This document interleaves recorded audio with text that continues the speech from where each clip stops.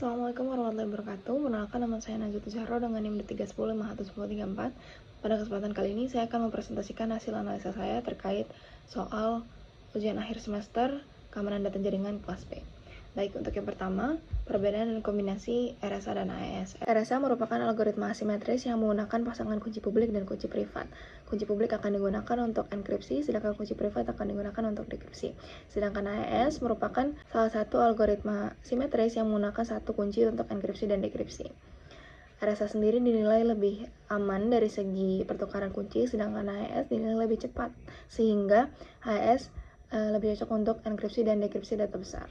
Dalam praktiknya, kedua algoritma ini sering dikombinasikan dalam sebuah skema yang disebut hybrid encryption, di mana data akan dienkripsi dengan AES dan kunci AES akan didekripsi oleh RSA. Hal ini bertujuan untuk menjamin keamanan data yang lebih efisien dalam transmisi data. Dalam konteks keamanan data dan jaringan, prinsip confidentiality, integrity, dan availability lebih dikenal dengan CIA Triad yang dijadikan landasan dalam mengevaluasi dan merancang sistem keamanan yang lebih aman. Prinsip confidentiality bertugas menjaga kerahasiaan data, contohnya dengan enkripsi atau kontrol akses. Berikutnya, prinsip integrity bertugas memastikan data tidak diubah tanpa izin, misalnya dengan digital signature. Dan terakhir, prinsip availability bertugas menjamin sistem selalu tersedia, contohnya dengan backup dan sistem redundan. Soal nomor 3 terkait ancaman keamanan data jaringan.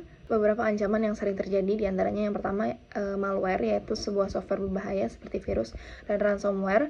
Yang kedua ada phishing, yaitu penipuan yang mencuri data lewat email atau web palsu. Yang terakhir ada DOS atau DDoS, yaitu serangan yang membuat layanan tidak tersedia. Selanjutnya, perbedaan stateless firewall dengan stateful firewall.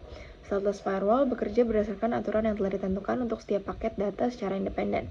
Firewall ini tidak menyimpan informasi tentang status koneksi sebelumnya, sedangkan stateful firewall bekerja dengan cara melacak status koneksi jaringan seperti TCP handshake dan menyimpan informasi tentang setiap seksi yang aktif. Firewall ini memahami konteks dari komunikasi, apakah paket bagian dari koneksi yang sah atau tidak.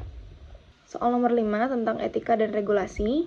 Alasan mengapa penting bagi seorang profesional IT memahami etika keamanan cyber dan regulasi data seperti UU ITE, GDPR, dan lain-lain adalah karena mereka bertanggung jawab langsung terhadap perlindungan data pengguna dan keamanan sistem informasi. Pengetahuan ini tidak hanya berkaitan dengan aspek teknis, tapi juga dengan tanggung jawab hukum, sosial, dan moral dalam mengelola informasi digital.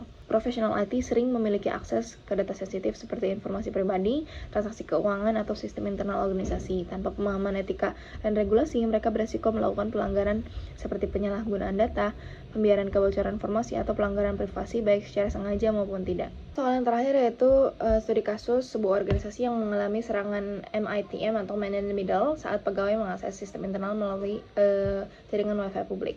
Celah keamanan yang dimanfaatkan oleh penyerang adalah di mana data yang dikirim antara perangkat pegawai dan sistem internal organisasi tidak dienkripsi atau dilindungi dengan baik. Solusi yang sebaiknya diterapkan untuk mencegah serangan serupa adalah dengan menggunakan VPN atau Virtual Private Network yang mengenkripsi semua lalu lintas antara perangkat pengguna dan server internal, sehingga meskipun data disadap di WiFi publik, isinya tidak dapat dibaca. Berikutnya, pastikan semua sistem internal hanya dapat diakses melalui koneksi HTTPS atau protokol enkripsi lainnya. Dalam hal ini, enkripsi berperan untuk mencegah penyerang membaca atau memodifikasi data meskipun mereka berhasil mencegah lalu lintas jaringan. Jika pegawai menggunakan protokol terenkripsi seperti HTTPS, SSL, TLS, atau VPN saat mengakses sistem internal, maka data yang lewat di jaringan WiFi publik akan tetap terlindungi. Sekian penjelasan dari saya, kurang lebihnya mohon maaf. Wassalamualaikum warahmatullahi wabarakatuh.